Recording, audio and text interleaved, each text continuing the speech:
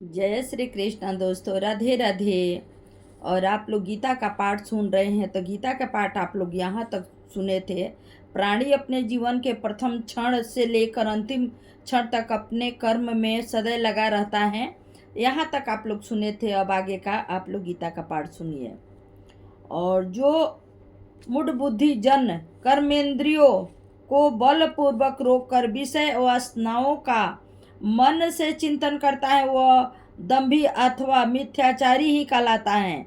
इस मिथ्याचारी जन से जो वह जन अत्यंत श्रेष्ठ हैं, जो इंद्रियों को वशीभूत करके अनासक्त होकर कर्मेंद्रियों द्वारा कर्मयोग का आचरण करता है। अतएव हे अर्जुन, तुम शास्त्र विधि से निर्धारित किए हुए स्वधर्म रूपी कर्म को करो, क्योंकि कर्म न करने की उपेक्षा कर्म करना ही श्रेष्ठ है। और कर्म न करने से तुम्हारे शरीर का निर्वाह भी सिद्ध नहीं होगा। हे अर्जुन, कर्म बंधन के भय से भी कर्म से विमुख होना अनुचित है। कर्म बंधन में केवल वही प्राणी बंधता है जो सकाम भाव से कर्म करता है। अतः हे कर्मफल में आसक्ति न रहकर जो प्राणी कर्म करता है, वह कर्म ही उचित है। इस प्रकार के कर्म में फल की इच्छा न होकर वह केवल परमेश्वर के ही निमित्त किया जाता है। कर्म का त्याग करने से भी तुम पाप के ही भागी बनोगे। सृष्टि के रचयिता ब्रह्मा जी ने कल्प के प्रारंभ में जब मानव का सृजन किया था, उसी समय जग आदि का सृजन करते हुए अपनी प्रजा में घोषणा की थी कि तुम लोग यज्ञ द्वारा अपना कल्याण सिद्ध करो। तुम यज्ञ द्वारा ही वृद्धि को प्राप्त करो और यज्ञ द्वारा ही मनोवांछित फल प्राप्त करो। यज्ञ द्वारा ही तुम देवताओं को प्रसन्न रख सकते हो और प्रसन्न देवताओं तुम्हें मनोवांछित वर प्रदान करके प्रसन्न करेंगे। इस प्रकार परस्पर अपने कर्मानुसार कर्म करके ही अपने कल्याण का मार्ग प्रशस्त होता है। यज्ञ द्वारा प्रसन्न हुए देवगणों द्वारा तुम्हें बिना मांगे ही प्रिय भोग प्रदान किया जाएगा, किंतु इस भोग को जो मनुष्य बिना देवता गणों को अर्पित किए स्वयं ही उसका भोग करने लगता है, बिना देवता गणों को अर्पित किए स्वयं ही उसका भोग करने लगता है, वह निश्चय ही चोर होता है। हे अर्जुन, देवगणों को अर्पित करने के बाद जो शेष रह गए अन्न का स्वयं भक्षण करते हैं, वो पापों से विमुक्त हो जाते हैं। किंतु जो लोग ऐसा करने के बजाय अपनी देह की पुष्टि हेतु अन्न का भक्षण करते हैं, वे पाप को ही पकाते हैं और पाप को ही खाते हैं, अर्थात वे पापी योगी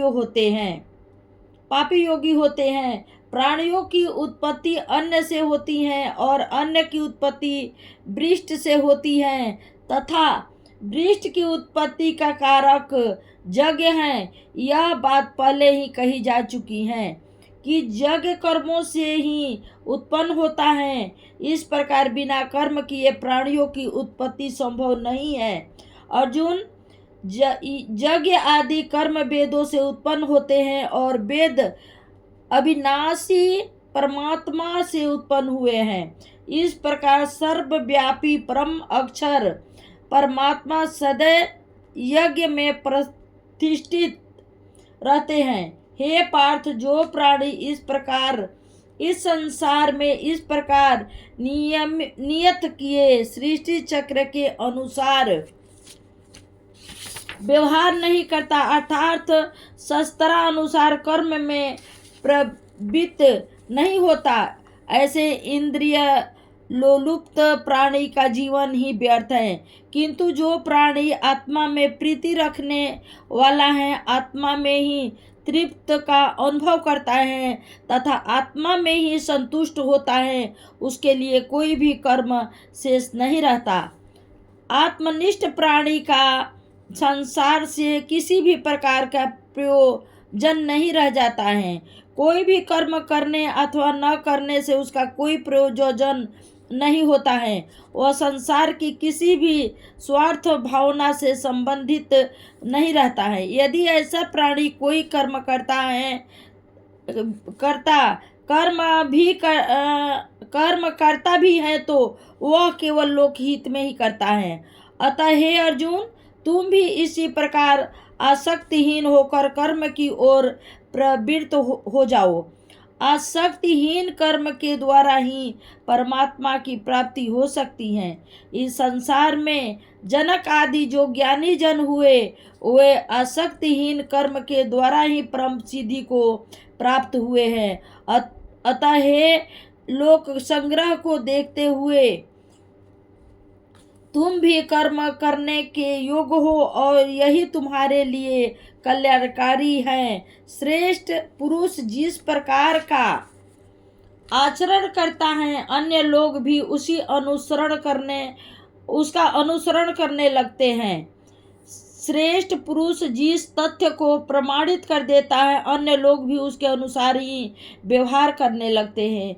हे भरतवंशी अर्जुन, यद्यपि तीनों लोकों में मेरे करने योग्य कोई कर्म नहीं है तथा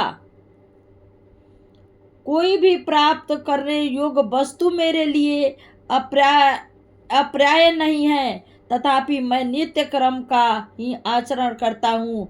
हे अर्जुन, यदि मैं कर्म का आचरण न करूँ तो सृष्टि के प्राणी मेरा अनुसरण करते हुए अक्रमण्य हो जाएंगे। यदि मैं सभी कर्मों को त्याग कर दूं तो मेरी देखा देखी अन्य प्राणी भी कर्मों का त्याग कर देंगे। अतः हे प्राणियों, कल्याण हेतु मुझे सद्कर्म करने का ही शोभा देते हैं। यदि मैं ऐसा न करूं तो मेरा ही आचरण करते हुए सब लोग भ्रष्ट हो जाएंगे। और यदि मैं स्वर्ण शंकर को उत्पन्न करने वाला बनूं तो मैं ही इस संसद प्रजा को मारने वाला कहलाऊंगा। अतः हे अर्जुन, हे भरतवंशी, अनासक्त विद्यजनों को भी कर्म में आसक्त हुए अज्ञानी जनों के समान ही निर्लिप्त भाव से लोकहित की भावना से कर्म करने चाहिए। हे अर्जुन, आत्मज्ञानी पुरुष को कर्म में आसक्त हुए पुरुषों के कर्म के प्रति अन्यथा नहीं उत्पन्न करनी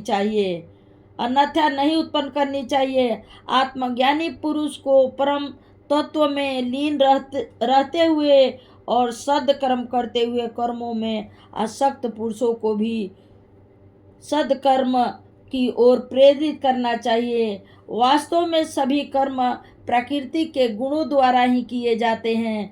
तभी किसी प्रकार के अहंकार से मोहित एवं करण वाले पुरुष को स्वयं के ही कर्ता होने का अभिमान कदापि नहीं करना चाहिए।